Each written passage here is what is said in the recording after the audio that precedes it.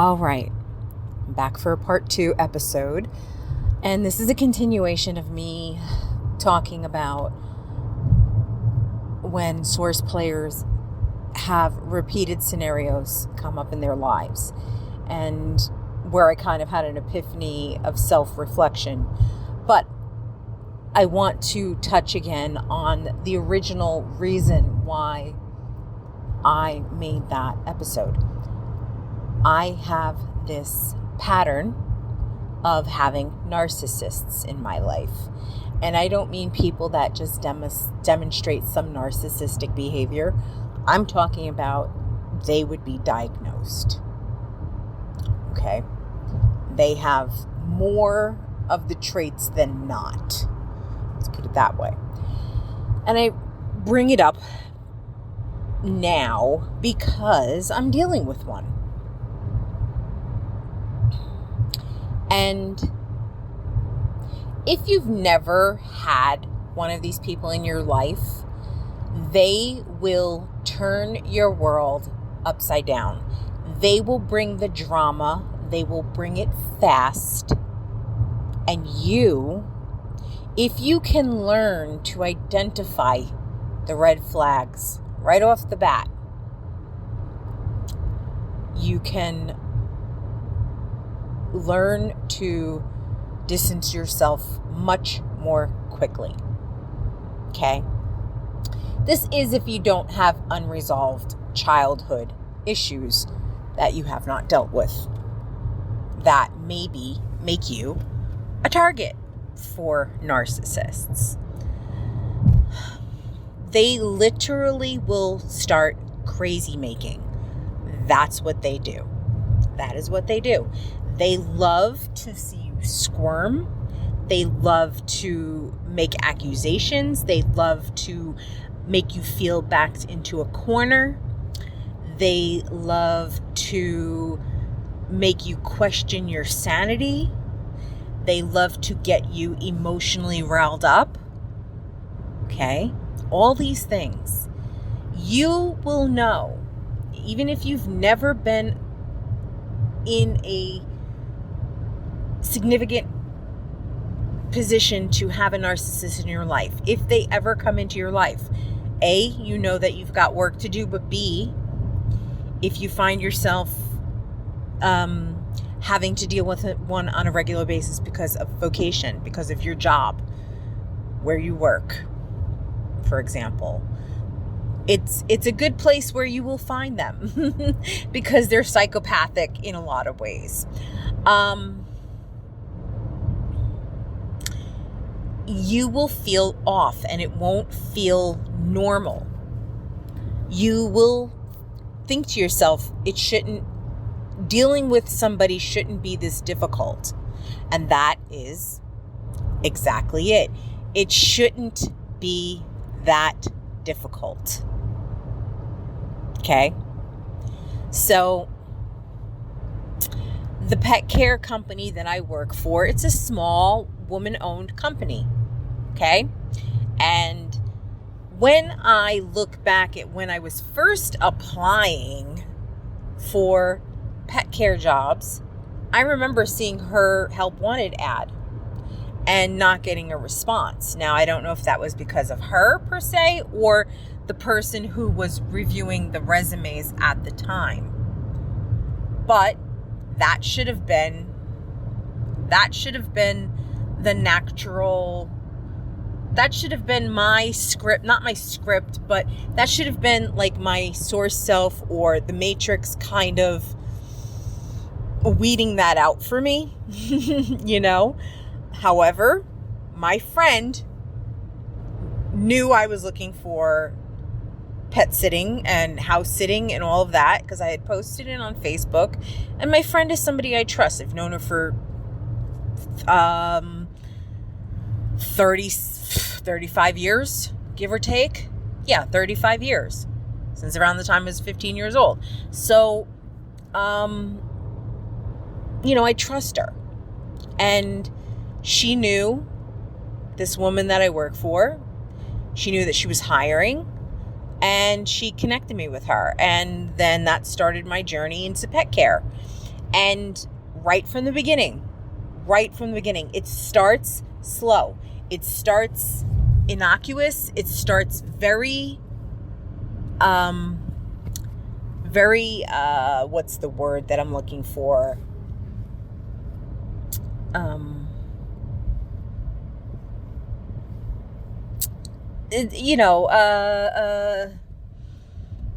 Just benign, you think, or it's just little things, there is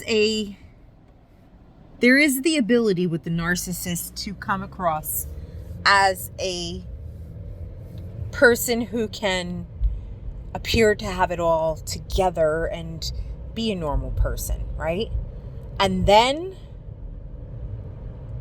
the dysregulation happens, the crazy happens, and you don't know why it's happening. You think it's you, because the narcissist starts to attack you and criticize you and call you and nitpick you, or call you and tell you that what you're doing is wrong, or call you and scream at you for something. It's such an overblown, exaggerated response to something you did but you think it's you, because while that person is berating you, they're telling you, you take things too personally. Don't take it personally. Don't be so sensitive. Okay? This is what they do. It's always the narcissist that's going to tell you that. And they're going to burn it into your skull so that you think you're the problem. And I was having this conversation today with a coworker that I always I am always labeled the problem child. And I don't care that I am labeled the problem child, because I'm the one that sees the problems.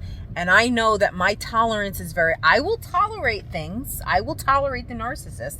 And this is why these narcissists have been in my life. And because I have removed myself from their orbit, or removed them from my orbit, and then they suck me back in. Oh, I liked feeding off of her. I'm going to suck her back in, and I'm going to charm her, and I'm going to make her believe that I've changed, even though they can't change. They cannot change.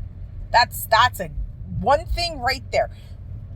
90% of them, if anything, are NPCs. There may be the chance that, there is a source player in your life that's a narcissist, but they're not going to change. They're NPCs. So they can sit there and tell you, I've changed. I've turned over a new leaf. I'm really changed. I'm really making an effort. Whatever. I'm going through this program. You're not going to change. You're not going to change the NPC narcissist. They're not going to change themselves unless there is an actual changing in their programming, which either is going to happen because the Matrix does it, or it's going to happen because you're at a high enough frequency to be able to affect that change in that character. But otherwise, they're not going to change. And you have to be aware of this. You have to remember this. Okay? So that is something for you to always be mindful of and remember, because if you give them a second chance, they are going to double down and maybe even triple down on their crazy making behavior. Because they're going to think, I duped her again, and now I'm going to do, well, they don't think. But the program will now double down and triple down on the crazy making. And if you don't have firm boundaries, if you cannot stand offending somebody or making someone else uncomfortable, if you are one of those people pleasers where you cannot say no, you need a strong backbone. And that's why I'm a problem child, because I fight that. Because as I said in my previous, that I have this program where I will fight a mofo verbally, talking about arguing, I will get into that arguing verbal match with a narc. And I may even, the one I had the intimate relationship on and off for 6 years, it became a chess game. It became a battle of wits for me. You see, and I liked it. I liked getting the upper hand on him. So I know that is within me. Like, I will burn your behind. I will chap your butt. That's what I will do. I will chap your butt. Because once I know, and like I said, I know how to get the best of a narc. I do. But if you find yourself working for or working around a narcissist, first of all, I would highly recommend that your CV, your resume is on point, that there's no gaps, that every marketable skill that you have is on your resume, and make it as glowing as possible. Because what I've learned is that a lot of these NPCs have lied on their resumes, and they've gotten jobs and they've gotten paid tons more than what I've gotten paid. And they've gotten away with doing hardly any work. I've seen it time and time again. So I am of the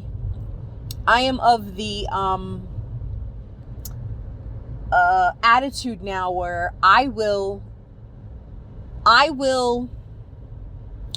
glow up my resume as much as possible without lying. Do you get me? I will make it look as good as I can. I will stop being humble. I'm not humble anymore. Let me correct that. I know how to be humble, but not to the point where it's self-deprecating or self-limiting. That's what I mean. So, where it's not beneficial. You know, there's humbleness in not being cocky, braggadocious, all of that. But that's not what I'm really referring to. I know my value. You have to know your value. You have to know your skill set. You have to know that you're marketable. You have to know that you're a source player, and that you know no matter what, you could get the job you want and the income that you want. It's not that, oh, am I ever going to find it? Because you know you can. You know you can. So if you find that you are in a situation where you cannot immediately remove yourself from the narcissist's line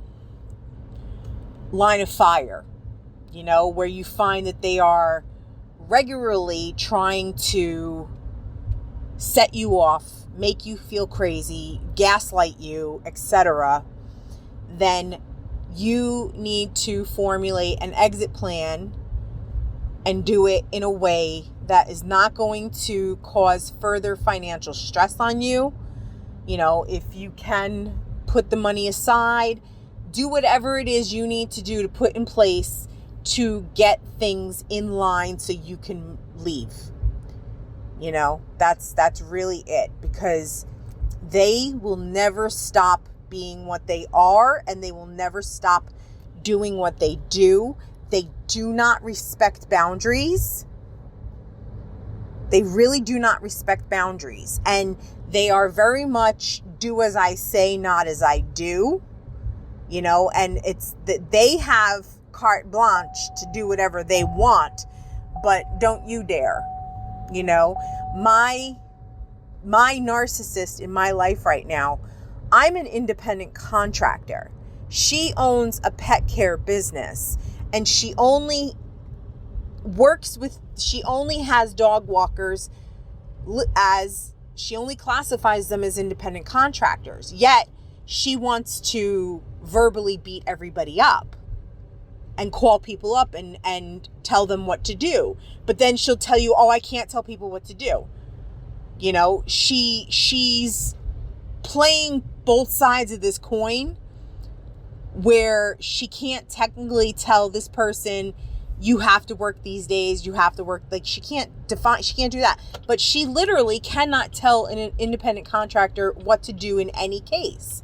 Yeah, an independent contractor is going, in this particular situation, is going to agree to complete these dog visits or cat visits at the time that they've been scheduled. That's the agreement that you make. But she cannot tell you which to do first, that kind of thing. She cannot tell you how to walk the dog, where to walk the dog. She cannot tell me when to complete my work. Well, I don't even do that. See, I was getting paid an additional lump sum of money every week to do extra functions as an operations manager and social media manager. And even my social media management, like I was grossly underpaid for the whole thing. So that was like, what she was paying me should have just been social media. But she was trying to get a 40-hour week out of me of all this additional stuff. Like, she really thought that I'm paying you, you should be giving me X amount of hours a day. And that's not how that works. And she knew she couldn't do it, but she was trying. She was always trying to change things or say, I don't know what's going on. She's always trying to control my time or what and it got to the point where she was telling me, I can't see what you're posting on Instagram on my account.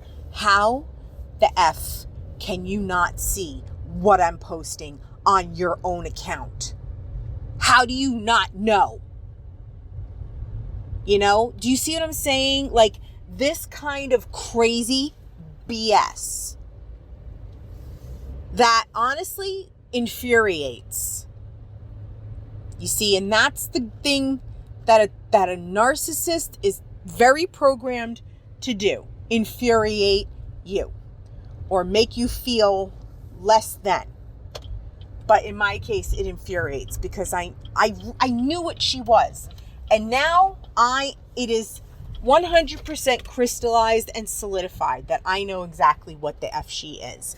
So yeah, be careful and document everything. That's all I can say. If you find yourself in a situation where you're dealing with this person, keep record of everything. Dot your I's, cross your T's. Have photographic evidence of whatever it is that you're doing, that you're completing, or make sure you write it down, or make sure you leave a electronic paper trail or a physical paper trail, because they will do everything. They will change what they said one day and they will tell you something different the next to make you think you're nuts. It's just crazy. So these are very problematic characters in your game, and you got to be very sharp and very aware so that you can identify what you're dealing with. All right. On that note, you have a great one. Bye.